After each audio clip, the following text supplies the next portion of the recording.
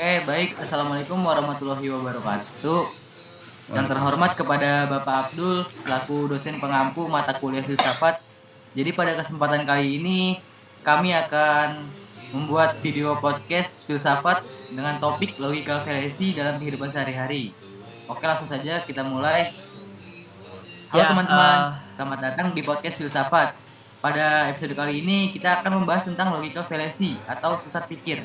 Jadi pada topik ini penting karena sering muncul dalam diskusi, debat, media sosial, bahkan dalam kehidupan sehari-hari.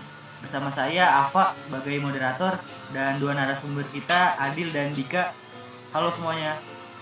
halo Afa, halo Bapak Abdul selaku dosen pengampu.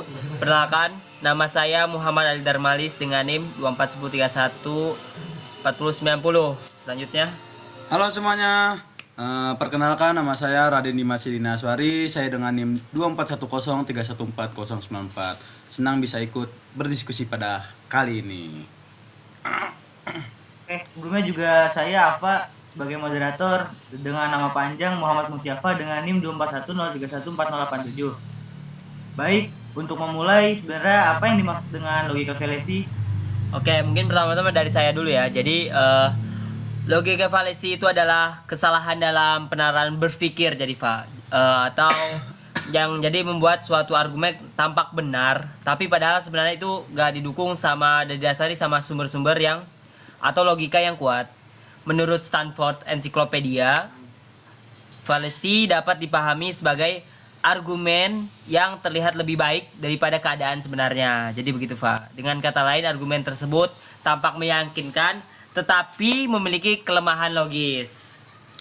Nah, kalau misalnya tadi kan menurut Stanford Encyclopedia. Oke, nah sekarang kalau menurut Britannica ini, fallacy adalah penalaran yang salah tetapi memiliki kesan seolah-olah masuk akal nih.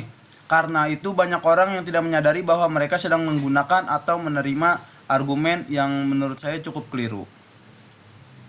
Oke, baik. Tapi mengapa sih kita perlu mempelajari logika fallacy ini? Karena logika fallacy dapat menyesatkan cara berpikir orang, Fa. Ketika seseorang menggunakan argumen yang keliru, orang lain bisa saja menerima kesimpulan yang sebenarnya tidak memiliki dasar logis. Selain itu juga, mempelajari logical fallacy ini dapat membantu kita menjadi lebih kritis. Kita dapat mengevaluasi apakah sebuah argumen ini benar-benar didukung oleh alasan yang kuat atau hanya terdengar meyakinkan saja. Oke. Tapi kalau untuk contoh dari logika fallacy yang sering ditemukan ini apa biasanya? Salah satu yang paling umum adalah ad hominem. Apa itu? Ini terjadi ketika seseorang menyerang pribadi lawan bicaranya daripada membahas argumennya, gitu, Pak. Nah, contohnya nih, misalnya pendapat Mas Adil tentang lingkungan tidak perlu didengar karena dia pernah mendapat nilai buruk di sekolah. Argumen tersebut tidak membahas isi pendapat dari Mas Adil sendiri, melainkan menyerang dirinya secara pribadi. Oke. Kalau bagaimana dengan strawman itu sendiri? Nah, strawman ini terjadi ketika seseorang memelintir atau menyederhanakan argumen lawan agar lebih mudah diserang. Misalnya, saya mengatakan kita perlu mengurangi penggunaan kendaraan pribadi untuk mengurangi polusi. Lalu orang lain menjawab, jadi menurutmu semua orang harus berhenti menggunakan kendaraan? Padahal saya tidak pernah mengatakan hal tersebut, gitu. Tapi ada lagi? Selain Ada itu? yang disebut appeal to authority atau banding kepada otoritas. Nah, contohnya ini adalah produk ini pasti terbaik karena dipakai oleh artis terkenal. Popularitas seseorang tidak otomatis membuktikan kebenaran dari suatu klaim tersebut. Oke. Kalau bagaimana dengan media sosial itu juga? Di media sosial sering muncul bandwagon fallacy, yaitu menganggap sesuatu benar hanya karena banyak orang mempercayainya. Contohnya, semua orang percaya berita ini jadi pasti benar, padahal jumlah orang yang percaya tidak menentukan kebenaran suatu informasi, gitu, Pak. Bukan dari banyaknya. Untuk logika fallacy ini apakah hanya terjadi dalam debat formal? Oh enggak, logika fallacy bisa ditemukan dalam iklan, dalam politik, media sosial, bahkan sampai percakapan kita sehari-hari, Pak. Misalnya ketika seseorang berkata, saya lulus ujian setelah memakai gelang ini nih. Berarti gelang ini membawa keberuntungan. Ini termasuk kesalahan sebab akibat karena belum tentu gelang ini menjadi yang menyebabkan kelulusannya. Bagaimana filsafat ini memandang logika fallacy? Dalam filsafat, kemampuan berpikir logis merupakan dasar untuk mencari kebenaran. Karena itu, logical fallacy dianggap sebagai hambatan dalam proses berpikir rasional.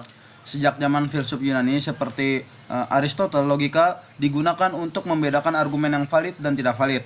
Memahami logical fallacy ini membantu kita menghindari kesimpulan yang salah dan membuat diskusi menjadi lebih rasional. Oke, menarik banget.